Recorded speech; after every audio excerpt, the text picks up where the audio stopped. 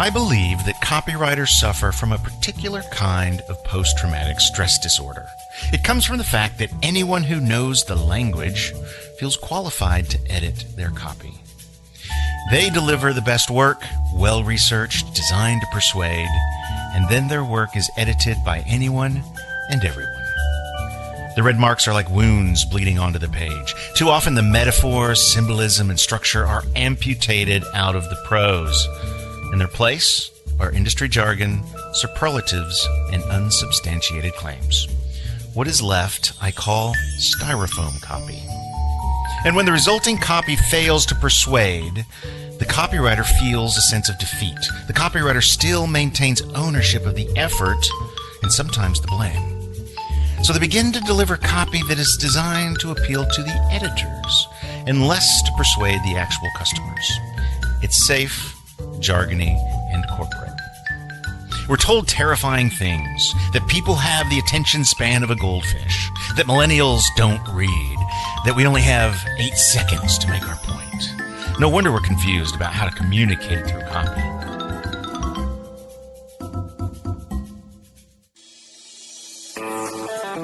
Welcome to Intended Consequences, a podcast from Conversion Sciences. I'm Brian Massey, and I believe that anyone is capable of using behavioral science to predict the success of their marketing campaigns. Marketing magic is real, and I'll teach you how to harness it.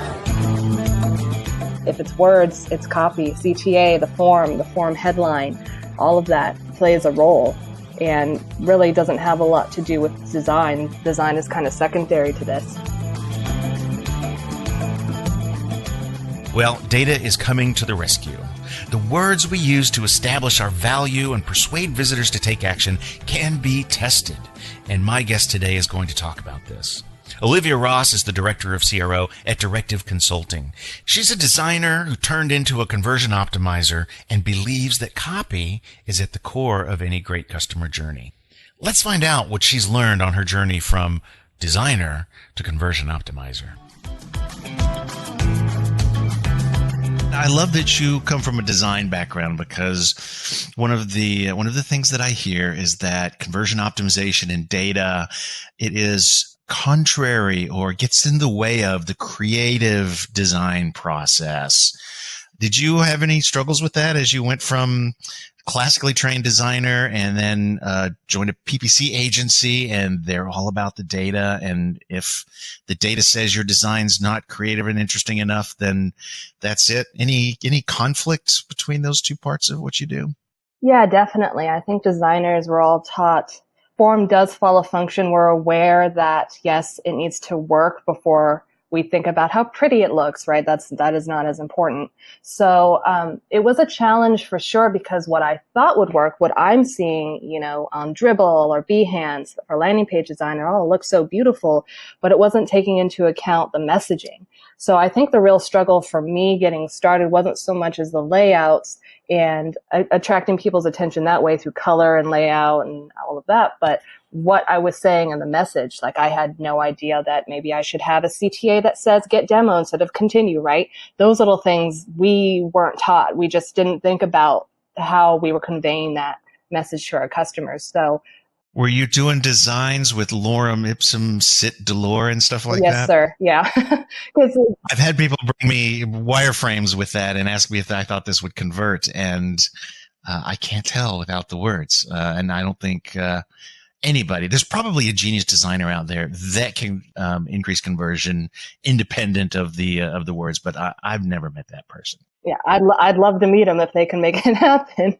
Yeah, no, exactly. And that was a learning curve for me and the other designers there for sure. And the designers currently under me, I noticed when they first started, it's about the aesthetic, and nothing about the content. So it takes time, but it definitely changes conversion rates for sure. Was there an aha moment when you went, oh, you know what? I didn't even think about the words on the button, or I didn't really even think about the words in the headline. I was just worried about the font. Was there an aha moment with a client or a project where you're like, oh, I see what's happening?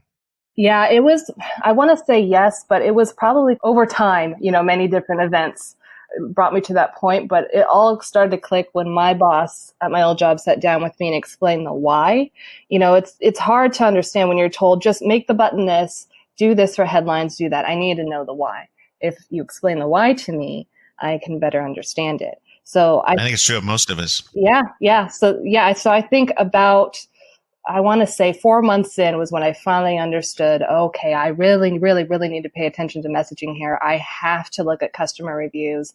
I cannot take what the client is telling me at face value because maybe they don't even know what their customers value the most.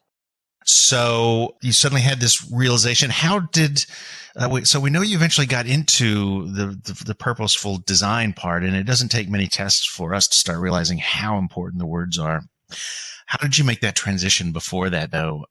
Did you have to come up with a process where you got that stuff out of the client? Yes. Was there some magic there? Yes. So because the last company I was at was kind of a startup, there were really no systems in place.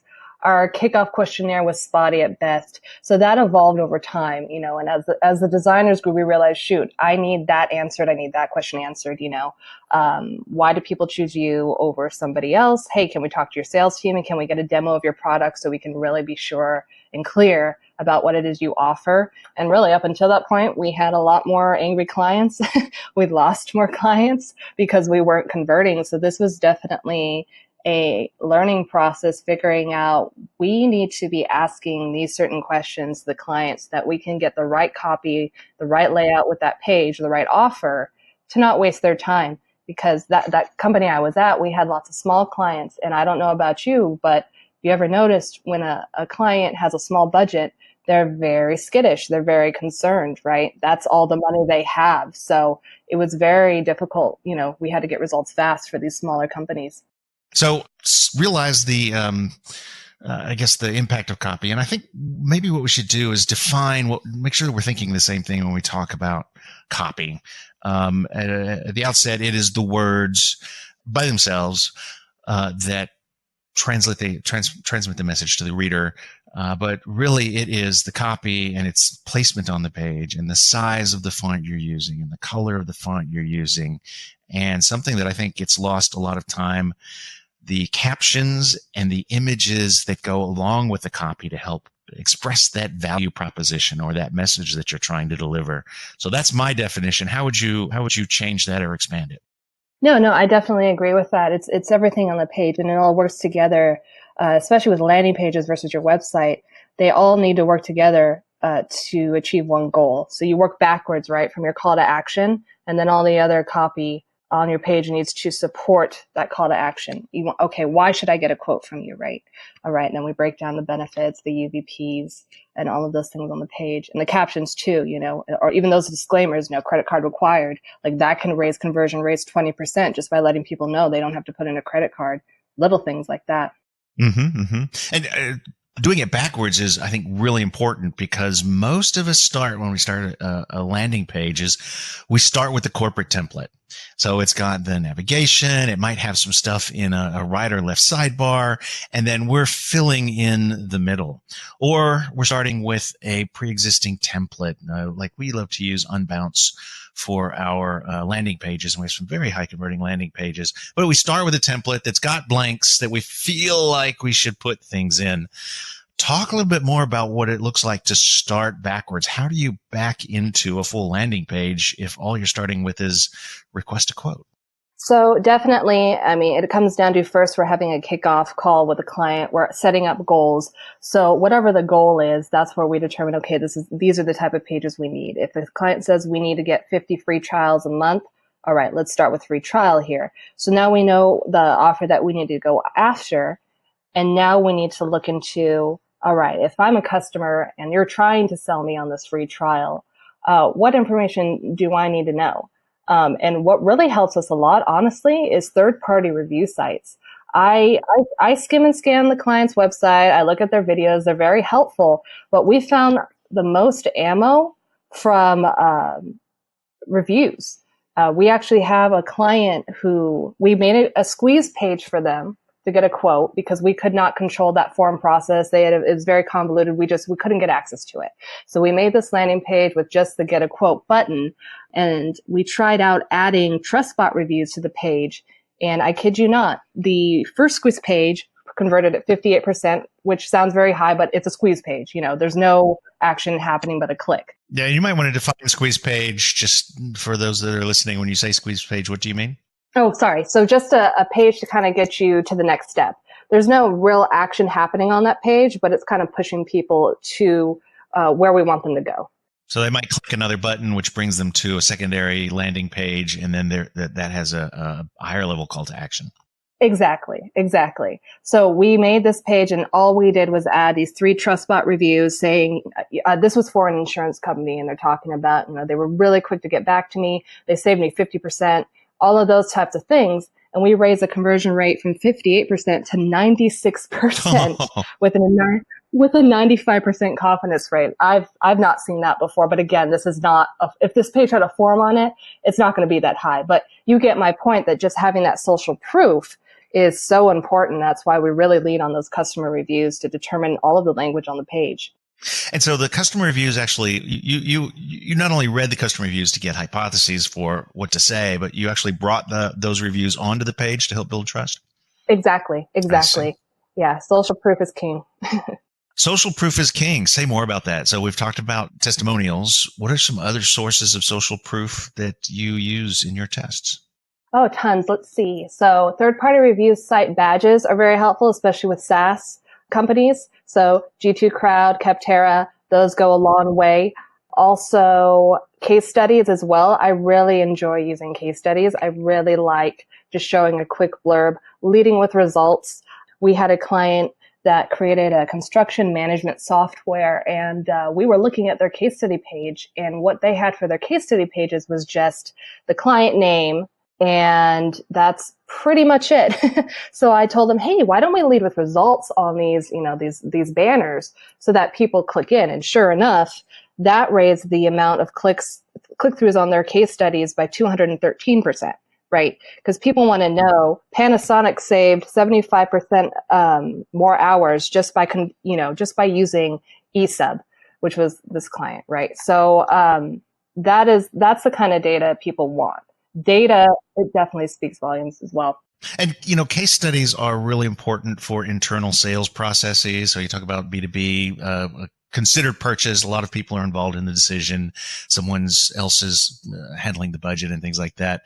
But it's not about them being read. It's about getting to the point. So the segment of people who will actually download and read the case studies is relatively small, but the people that can be impacted using the technique you just outlined is much larger. So it may be sufficient for me to see that you drop the name of the company. Maybe it's a familiar brand, and you give me a few sentences on what the bottom line benefit was or the payoff was for that engagement.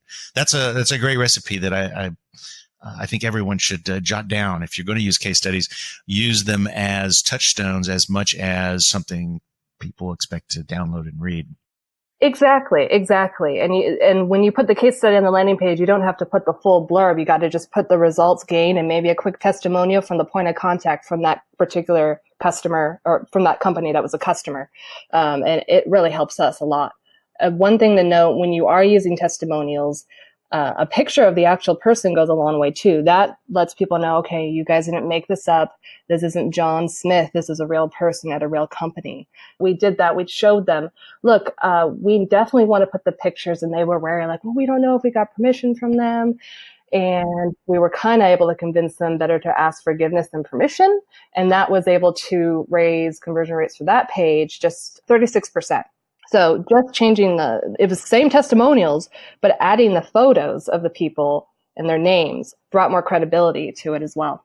Yes, and that's in our playbook as well. And one of the hypotheses we have is that testimonials, you want people saying nice things about you, but at the heart of it is that people want to see people like themselves offering testimonials. And so when you offer a picture, a specific name and a specific title, and a business name that they can say, oh, big business, small business, etc.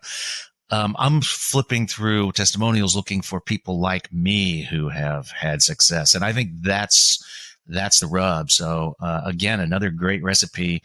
Jot that down. I'll make sure we put that in the show notes because I think those are two great things that should be in every marketer's playbook. Now, have we expanded the definition of copy here? Are testimonials copy, or is that content? And is there even a barrier for the different distinction between copy and content? That is a good question. And, I've always considered copy as just everything that's on the page. Is it words? It's copy. Because there's some, even with testimonials, there's some that are written poorly, like, great product, I recommend it. That does not give me anything to work with, right? So even what testimonials you use is very important as well. But copy is everything in my mind, and I'd love to get your take on this. It's your headline, the subhead. If it's words, it's copy. CTA, the form headline, all of that plays a role and really doesn't have a lot to do with design. Design is kind of secondary to this. Mm-hmm. Yeah. And I wish I had a good question, but I kind of follow this. So if the hypothesis is that video would help people understand this product or this service better, I consider that structural. But length of the video, what the title card for the video is, which is really, really important when you're using a video content, those I drop into the world of content or copy. And I think I tend to limit copy to words and pictures. That's the way I tend to think about it. But I wouldn't suggest that is the ultimate definition of that. Yeah, I agree with you. I definitely would consider photos, GIFs, and videos as content, and then all the words as copy. Well, let's talk about some other strategies. So copy, I think this is a really rich category. We have a number of psychological effects that we can take advantage of. Cialdini did a great job of outlining those in his book, The Science of Influence. But let's start with something a little bit more basic. Long copy versus short copy. How often do you test copy length, and any good stories from that? Yeah, pretty often, actually. That's actually one of the first kind of tests we like to do when we're starting out with a client. Oftentimes we will make a short, concise variant versus a long page. And I want to say that one wins out more than the other, but it really is case by case. For an offer that's more top of funnel, you're probably going to be able to get away with a shorter page. You just need to explain what the offer is, why it's valuable, what I'm going to learn in that white paper, right? For a demo, we found that even with those, if they're more concise, it's better. If you're going to get a live demo, it's so helpful to have an overview demo video on the page, because then people get a better understanding of what you're offering before they sign up. And I think the pages that really do the best with long copy is free trials, because at that point, if someone's getting a free trial, they're not going to get a bunch of free trials from your competitors. Like more than likely, they've kind of honed in on what they want to try out. So it's important at that point to explain, if you can, the pricing, what are next steps after that trial is over, what's included in the trial. Like, is it the full enterprise level? Is it just the free version? You know what I mean? So, yeah, as far as long or short, I've found different offers do better with long versus short. And it's always worth testing still, regardless. Like, if I can make a page more concise, I'm going to try it out. In other words, you do often see a difference. And to an extent, we're testing the size of two different segments. Someone who's going to want to read more quickly and someone who maybe needs more information. Because there are methodical visitors.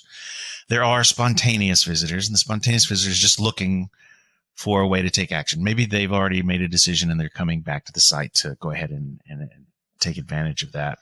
But you brought up something else that I think I'd like to put a little bit finer point on.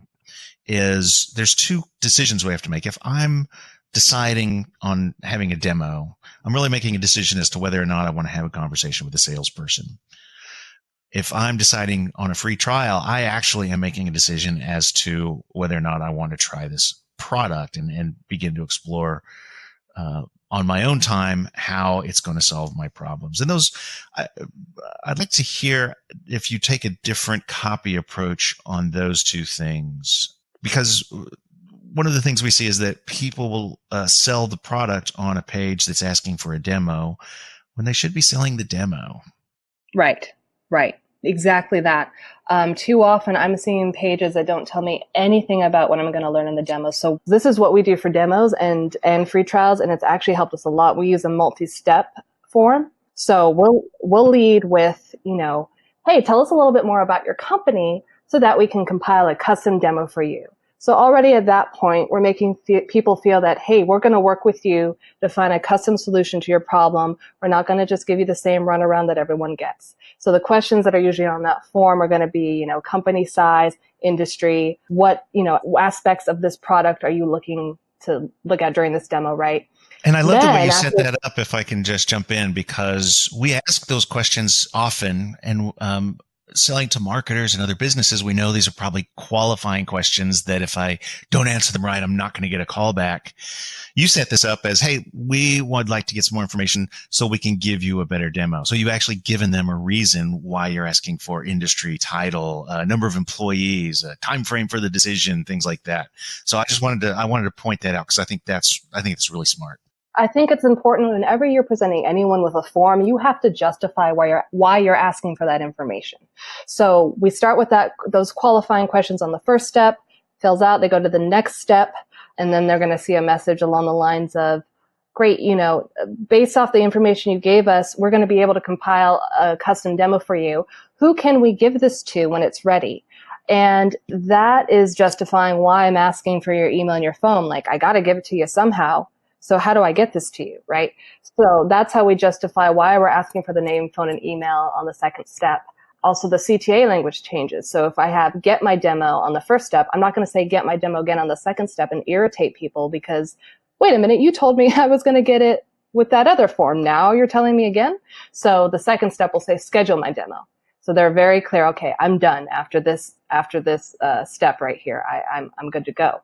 And then, of course, your thank you page is super important, explaining next steps. Thank you. We've received your request. Someone will be getting in touch with you in the next 30 minutes. And ideally, if you can say which phone number they're getting back to them from, that's really helpful because oftentimes we have trouble with our client sales guys not being able to get a hold of them because they either forget they were going to get a call or they don't recognize the number or whatever it may be. So just being very clear with those next steps is important. And can you do something on the thank you page to encourage more people to answer and take that call or respond to the email? Yeah, I think it's just being very clear about next steps, who they should expect an email from and when. Okay. So I'm sure a smaller company will have an easier time of this because they could just say, Joe Swanson is going to be calling you in the next 20 minutes from this number.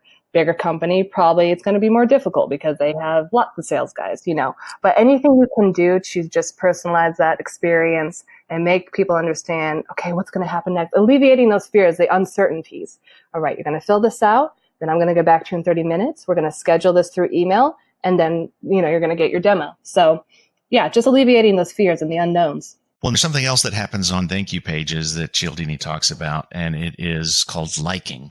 So the fact that they've chosen you, that they've just finished filling out the form, buying the product, subscribing, signing up for the free trial, whatever it might be.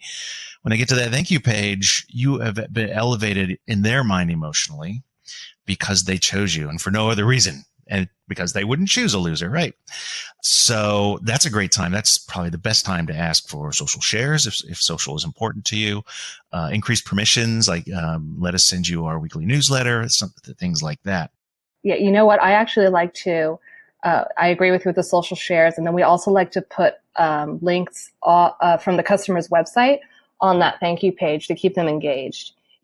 If I can keep you from, while you're waiting for my phone call, if I can keep you from going over to a competitor's website and checking them out, I'm going to do it. So any relevant blog posts, latest news, how it works page, anything on their site that gives them more information about this product that they're going to get a demo for, or, a subject matter related to what you do. I'll give this perfect example. So we were trying to get people to sign up for free trials. It wasn't working. So what we ended up doing is offering the newsletter and then explaining, you're going to get tips, discounts, special deals, whatever it might be. And that took off because we just needed their email for that. So then we used the thank you page of that newsletter sign up to say, awesome, if you want, go ahead and start, browsing clothes, make your free account. And that was able to finally get account signups. I think it was at least over 50% increase But before, we weren't getting anybody to sign up. I think it was about a 2% conversion rate. So using your thank you page to upsell to the next step in the funnel is another opportunity as well. I see. Awesome. Awesome. And I think that that's also a strategy you can carry over to mobile. Sometimes people can't sign up because they're in line at the bank and it's their turn or their table came up, but they're on their phone trying to solve this problem. Sometimes you're able to get an email address on the mobile side and then visit them either when they're at a more relaxed stance or when they're at a laptop or a desktop. Let me talk about a pet peeve of mine. And it's one of the things that I really believe data helps with. And that is anybody with a copy of Word believing that they can edit your copy. So you've invested in a copywriter. You started with a good base. You've tested your way to copy that works. And then a helicopter executive or someone parachutes in and decides that they want to make sure you make this mention, and they think you could add a few more adverbs or adjectives to this sentence. How do you deal with that? Because I think we've trained our copywriters to give us what they think we're going to accept rather than what is their best colorful, metaphor-laden, or tested copy. Yeah, for sure. There's always other people involved in that decision process, and we run into that for sure with our clients. Decision maker wants to copy longer or something, and it's really just about educating people. So if you have a copywriter who's skilled in writing copy that converts, and they bring it to that CEO, like you said, and they want to make it a lot longer, I think it's up to the copywriter in that meeting, or whoever's responsible for the copy, to explain to the CEO, this is the reason why I went with this concise copy. We've actually seen in past tests about 4 out of 5 times that a shorter, more concise headline converts better. We can move forward with the longer headline and we can test it for you in a variant, but I just want to make you aware that you may see lower conversion rates. So anytime we get that kind of pushback, it's all about educating the person that is asking for that change. And designers, we're kind of trained from the get-go on how to do that because we get lots of pushback, on design. So, yeah, it's just about educating. If they're like, no, it has to be this way. All right. But you made them aware. And if you get lower conversion rates, more than likely they're going to let you test your thing on the next variant. And that's the cool thing about A/B testing. It's not like web design. You send it out, you launch the website, you never see it again. You can keep testing and you're not just locked into this one thing. And so that's the cool thing about it. Yeah. And I want to lock that down. So there was 2 tactics that you used in this proverbial meeting. And it was number 1, using past data, past test experience. And it was also using the testing process as a way to let the executive be heard, but not let them come in and potentially harm the campaign by changing tested or proven copy. And that is by saying, we can test that. We could do a variant on that. And then the executive has to make the decision like, well, is that really what we want to waste this testing cycle on? My ideas, or is there something better? And I think in both cases, you're using data to manage a situation. I think it can happen with executives. It can happen with agencies that you work with that want to come in and change things, sometimes arbitrarily. One more question. I'm always fond of saying that as marketers, we really shouldn't be writing our own copy. Am I just being a jerk? Is that real? If you have the budget to hire someone to come in-house to do all your copywriting, I agree with you absolutely. If you are in a jam and your team is lean and you're a startup, I think it's important then if you're a marketer, you need to take a copywriting course, whether it's long or short. I don't care how long the course is. You need to definitely be understanding the fundamentals of copywriting, such as, they versus my or your copy. Focusing on verbiage for the customer's benefits. You can do this with this product versus we do this and this and this and this. So those types of things, I think if you don't understand the fundamentals, you're going to be hurting yourself if you're not able to hire a copywriter. But if you got to do it yourself, then you better be reading as much content online, blog posts that you can about copywriting. Look at copywriting A/B tests, and there's tons. Neil Patel, Moz, like all those sites have tons of data that you can pull from there to show, look what we did with this test and we got these results, and that should help you along your way. Okay. So to summarize, if you can hire somebody, do so. And honestly, it's hard to find good copywriters, even if you are hiring, but I think there's a natural advantage to, number 1, them being able to put in time on the research into things that you as a marketer typically don't have time. Like you're going to sit down and you're going to type the copy into the landing page on your CMS. Second of all, if you are writing your own copy, test it. And it is something that it's difficult. I've been testing copy for 20 years and I still wouldn't consider myself a copywriter, and I don't write my own copy, for our website. So, I understand that you've got a new guide coming out for CRO for 2020. Yeah, actually, I just finished it. It's the 2020 CRO guide, and it's on our website right now to make it easy for people to get there. Honestly, just scroll down to our footer. It's right there, or it's in our resources as well. So I wrote basically, what is CRO, why it's important, the process, best practices, all of those things. It's a long read, but download it for yourself for later, and read it at your own time. No problem. When you get back to the office, go find your best performing copy, the landing page that is your workhorse or the email that delivers ready traffic to your site. How would you improve it? Would you try a longer version? Maybe a shorter version? Would you include an image and a compelling caption? Would you write a different headline? Write these ideas down. You might want to put them in a spreadsheet so that you can score them and sort them. You have begun to create your own hypothesis list. Now, how could you test the most compelling idea on the list? Most of the tools you use actually have the ability to test different versions simultaneously. We call this an A/B test. So if you're using landing page software, you have an opportunity to A/B test. Your email service provider will let you try different versions of your emails. And Google has a free testing tool built right in that you can use on almost any page on your site. Take your list to your team and see if they can help you design a test of one of these ideas. If it fails, you've learned something about what your visitors want. It's already there on the page or in the email. But if you succeed, you've improved the performance of a flagship campaign. Either way, you win. That's it for this week, scientists.